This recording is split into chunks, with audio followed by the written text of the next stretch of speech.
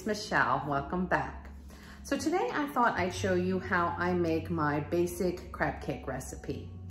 A lot of people seem to be intimidated by cooking seafood. And honestly, it depends on the seafood dish that you're trying to cook. If you're trying to make like an oysters Rockefeller or a seafood cioppino, I could see where the intimidation would come from. But crab cakes, not intimidating at all. And other than the crab meat, every ingredient that I use in my crab cakes is probably already in your refrigerator and pantry. So let's go into the kitchen. I'm gonna show you the ingredients you need. We're gonna assemble the mixture together and you'll see how easy it is.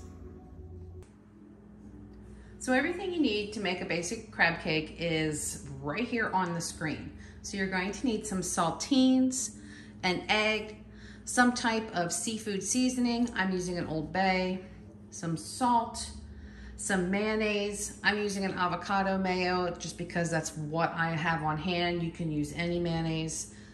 Some Dijon mustard, Worcestershire sauce, and of course your crab meat. Now the breadcrumbs and the butter, they're actually used when it's time to fry the crab cakes. You can also leave out the breadcrumb option and just broil them if you so choose, but I'm making sandwiches out of mine tonight, so I do want to fry them, and I'm using some plain gluten-free breadcrumbs. You don't have to use gluten-free. Again, it's just what I currently have in my pantry. So I'm using them, and then I'm going to fry mine in butter. You can fry them in oil if you want to as well. I just prefer the taste of butter.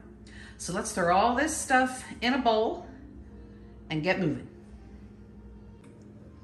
Starting off with the saltines, I have 8 saltine crackers here, and I'm just going to crush them up until they're nice and fine.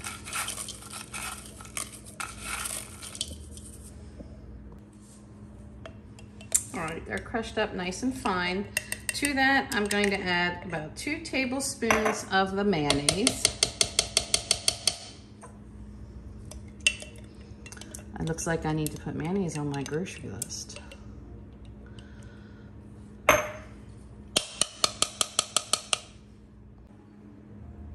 I'm gonna add a half a teaspoon of the Old Bay. Again, you can use any seafood seasoning that you prefer. And we're gonna follow that with about a half a teaspoon of your Dijon mustard.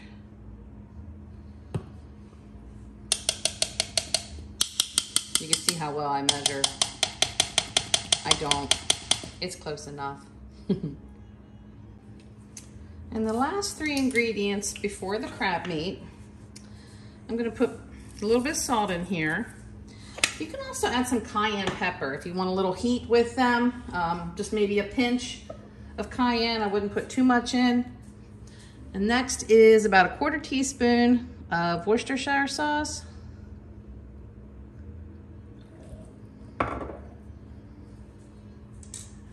And that egg that I have beaten. You'll go ahead and mix this all together. So all you've done is create the binder to hold the crab meat together.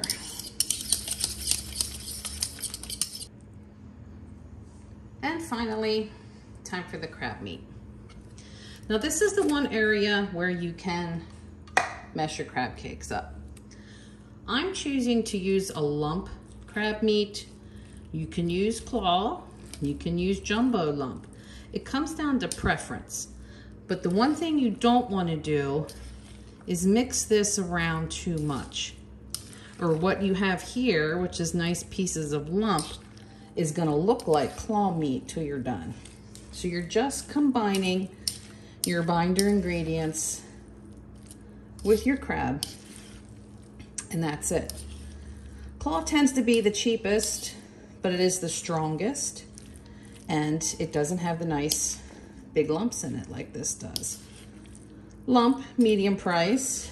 Jumbo lump, by far the most expensive, but then you're talking pieces of crab meat that you actually have to chew, if that makes sense. So now that we've got this combined, we're not ready to make the crab cakes yet. I like to let this sit in the refrigerator for a while. So I'm gonna cover this. It's stuck in my fork. I'm gonna cover this and put it in the refrigerator for about an hour. Excuse me. And then what that's gonna do is, do you ever choke on your own spit when you talk? Wow. Okay, so what that's gonna do is, if you try to pat these into crab cakes now, they're gonna wanna fall apart. Put this in the refrigerator for an hour and let it get nice and ice cold, all those ingredients together, and they're gonna stay together better.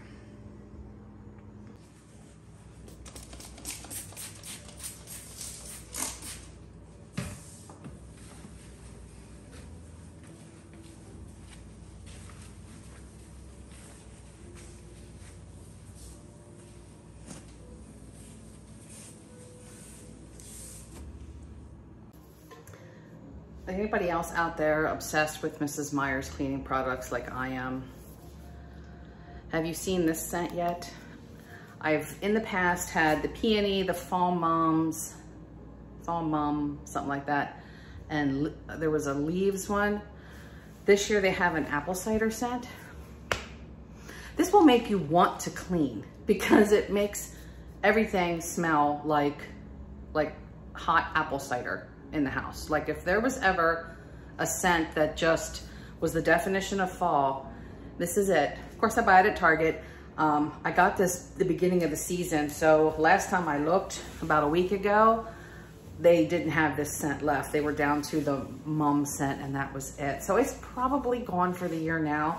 So I keep checking Target every week to see if the holiday scents have come out yet. My Target doesn't have them yet, so now I'm down to like checking every day because I know as soon as they come out, they're gonna go pretty quick off the shelves. Now, if you do Grove Collaborative, you can get them on there, and I've seen where Grove does advertising on YouTube. So when I'm on YouTube watching other people and the ads come up, I do see Grove has some great scents coming out for this holiday season. So again, if you aren't a cleaner and you want inspiration and motivation, get Mrs. Meyers, because again, the smell will just make you want to clean. Maybe that's like a little bit of an exaggeration, but it works for me. Okay, so it's been a little over an hour. So I've taken my crab meat mixture out of the refrigerator. So all I'm going to do now is, this was a pound of crab meat. So I'm gonna get like 4 crab cakes out of here. So like 4 quarter-pound crab cakes. I'm just gonna pat them nice and light. Put them in the breadcrumb mixture. They still wanna fall apart a little bit.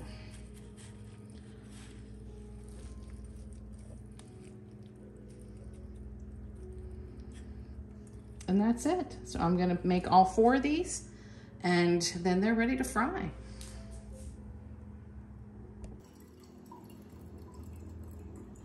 Beautiful, ready for the frying pan. So, after I said earlier that I had been checking Target for the holiday scents for the Mrs. Meyers multi-surface cleaner, I went and checked. They have them. They have them. My Target has them in. So the 4 scents that they have this year are peppermint, orange clove, snowdrop, and Iowa pine. So I put in my Target pickup order for 2 each of the Iowa pine, peppermint, and snowdrop. I didn't get the orange clove. I love the orange scent, but I'm not a huge fan of clove personally. So I didn't get any of those. So yay, go to Target if you're looking for the holiday scents. Snag them now, because by second week of December, it's probably gonna be slim pickings. I know, like, at least in my area, the multi-surface cleaner sells out first, then's the dish soap, and what they normally have left is the hand soap. But if you want that multi-surface cleaner in those scents, run to your Target now. Okay, I'll be back when we're ready to fry. So I'm still waiting for Mike to get home, but I stopped by Publix today to get a couple items that I needed, and they had these on BOGO. So I did pick up some chips if he wants any chips tonight with his crab cakes. I also have some sun chips and I have some crackers. And I got the crackers out just in case we want to try this. You can dip chips in it too. But I thought this sounded fantastic. Fried pickle and ranch dip. So it's made with sour cream instead of like mayonnaise. And honestly, I thought that would be excellent on the crab cake sandwiches as opposed to tartar sauce. I mean, tartar sauce is basically mayonnaise, pickles, relish, seasonings. So this uses sour cream instead of the mayonnaise, which is probably a little better for you and probably tastes a lot better too. So I was excited to see that. So I'm gonna use that on my sandwich. And then I got some bread and butter pickles to eat on the side. So I'll show you everything once it's done. But I hear him pulling in the garage now. So I'm gonna get ready and start frying these crab cakes.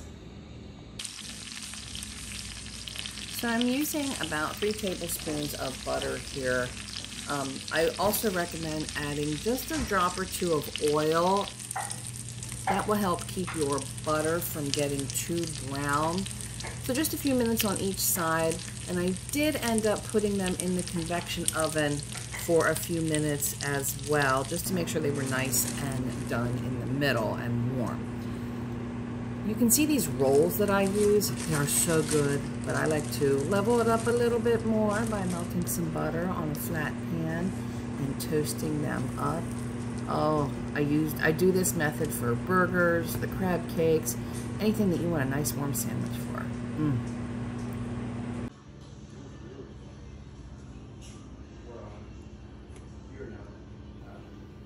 How beautiful are the crab cakes? Just perfect.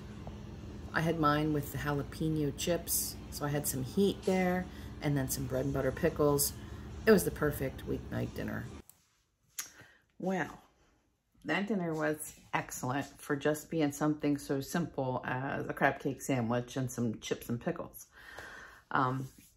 The way I kind of like take it up a notch is the rolls that I use and the fact that I don't want to say grill them, I do them on that flat griddle with butter. So the rolls have a buttery flavor and they're toasty, and that combined with the crab cake and then that sour cream and fried pickle dip was insanely good. If you can't find it, I'm sure it's easy enough to make because it's literally sour cream, dill pickle, and some spices and seasonings in there. So it's definitely something you could create on your own, but it is heads and tails so much better than the heavy mayonnaise-y tartar sauce. This was so much lighter. So that's where I'm going to end the video. Mike, these crab cakes were 1/4 pound of crab meat in each one. He ate 2 of them.